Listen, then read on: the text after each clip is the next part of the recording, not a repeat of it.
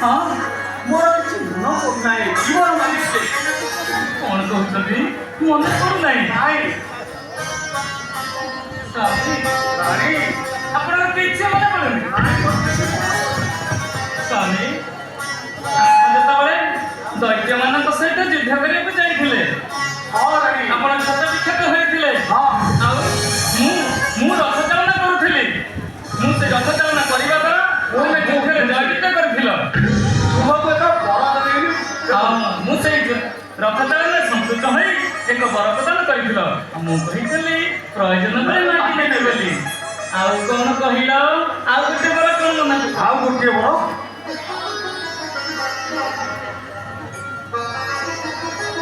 ମନେ ପଡୁନି पड़ू ना रानी ସ୍ୱାମୀ रानी ଆପଣଙ୍କ ମୁଖରେ ଗୋଟେ ବିଷବାଣ ହେଇଥିଲା ମନେ ପଡୁଛି हाँ हाँ रानी କେତେ ବୈଦ କବିରାଜ ଆସି ତୁମକୁ ଭଲ କରିପାରିନଥିଲେ ଆଉ ହଁ ମୁଁ ଘୃଣ ନ କରି ତୁମ ମୁଖକୁ ଚୁମ୍ବନ ଦେଇ ଶୋଷି ତୁମକୁ ଭଲ କରିଥିଲି रानी मोर मन पड़े मो मुखरे एक विषय प्राण होता बहुत वैद कविराज आसी भल कर पारे नानी तुम्हें तुम्हें घृणा न करी चुंबन दे से प्राणती को आरोग्य करे ମୁଁ କହିଥିଲି ପ୍ରୟୋଜନ ବେଳେ ମାଗି ନେବି ବୋଲି